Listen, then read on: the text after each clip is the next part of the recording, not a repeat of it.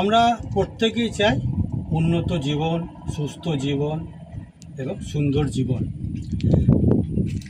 আমরা তার জন্য অনেক কিছু চেষ্টাও করি, ভালো ভালো লোকের সাথে মিশি, ভালো ভালো বই পড়ি, বড় বড় মানুষের, সফল মানুষের আত্মজীবনী পড়ি। জ্ঞানীগুণীরা বলেছেন যে বৃদ্ধদের সেবা করতে, বৃদ্ধদের সেবা করার মাধ্যমে বিনম্রতা আমরা লাভ করি, আমরা শীলতা লাভ করি, আমরা তাদের থেকে অভিজ্ঞতা এবং জ্ঞান লাভ করি। আমি বলবো জ্ঞানীগুণীরা, আমাদের ঋষিমুনিরা অত্যন্ত সত্য কথা বলেছেন। আমরা বৃদ্ধদের সেবা করার মাধ্যমে তাদের জীবনের যে সুবিশাল 30 বছর, 40 বছর, 50 বছরে যে তারা একটা অভিজ্ঞতা সম্পূর্ণ, তারা একজন তত্ত্ব ভাণ্ডার, সেই তত্ত্ব ভাণ্ডার কিন্তু তারা আমাদের 5-10 মিনিটের মধ্যেই বিশাল জ্ঞান তারা আমাদের দিয়ে দেয়। যে কারণে বলা হয়েছে যে বৃদ্ধদের সেবা করতে। জ্ঞান যতটা বাড়বে ততটাই কিন্তু আমরা বিনম্র হব, আমাদের মধ্যে শীলতা আসবে, আমাদের মধ্যে একটা আচার আচরণ ব্যবহারের মধ্যে আমরা ইতিবাচক প্রভাব ফেলবে সবার মধ্যে। আমি আমার জীবনে যে অভিজ্ঞতার মাধ্যমে দেখেছি, যেটা আমি করেছি নিজের জীবন অভিজ্ঞতা, আমি কোনো বড় বা সফল মানুষের আত্মজীবনী আমি আজ পর্যন্ত পড়িনি। আমি যেটা করেছি, আমার আশেপাশের বা আমার পরিবারের যারা সদস্য রয়েছে, আশেপাশের লোকজন, বন্ধুবান্ধব ইত্যাদি, তারা কি কি ভুল করেছে, তারা কীভাবে কি কাজ করার ফলে তারা ব্যর্থ হয়েছে, তারা কী জন্য জীবনে আজও একই অবস্থায় পড়ে রয়েছে, সেই ভুলগুলো দেখে আমি তাদের থেকে শিখেছি, সেই কাজগুলো আমি করিনি। তারাই হচ্ছে আমার জীবনে সবথেকে বড় গুরু।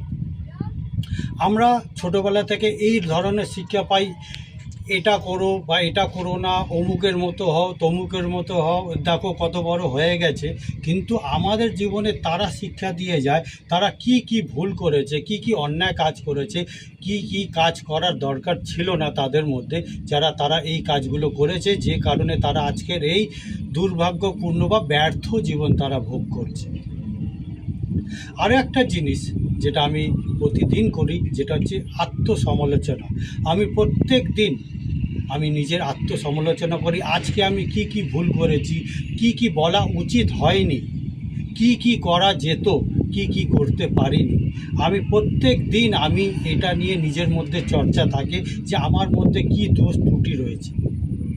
এই আত্মসমালোচনা কি করে, সেটা হচ্ছে আমার ভেতরকার যে ময়লা রয়েছে, আবর্জনা রয়েছে, আমার যে ভুল ধারণা, মানসিক বিকৃতি, সেই ভুল ধারণা, মানসিক বিকৃতি, মনের দোষ থেকে মুক্ত করতে সাহায্য করে আমার নিজের এই আত্মসমালোচনা। আমি নিজেকে পর্যবেক্ষণ করি, আমি নিজের প্রত্যেকটা মুভমেন্ট, প্রত্যেকটা আচার আচরণ আমি বিশ্লেষণ করি। আমি ভেতর থেকে নিজের প্রত্যেকটা কাজকর্ম, প্রত্যেকটা মুভমেন্ট আমি সাক্ষী হয়ে দেখতে থাকি যে আমি কি করছি। আমি একজন যখন ভিখারিকে কোনো হয়তো দান করছি, কাউকে হয়তো সাহায্য করছি, সেই সময় আমার মনের অবস্থা কেমন। আমি যখন কারোর সাথে রেগে কথা বলছি, সেই সময় আমার মনের অবস্থা কেমন।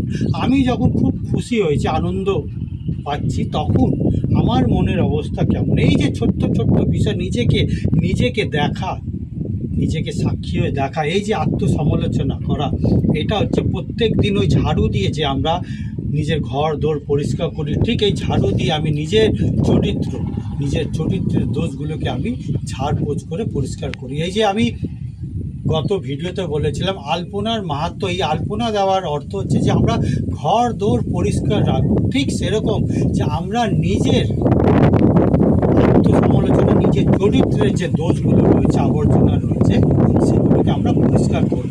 এই পরিষ্কার করার মাধ্যমে কিন্তু আমরা সবসময় গ্রাউন্ডেড থাকি, বিনম্র থাকি, আমাদের আচার আচরণ আরও পরিচালিত হয়।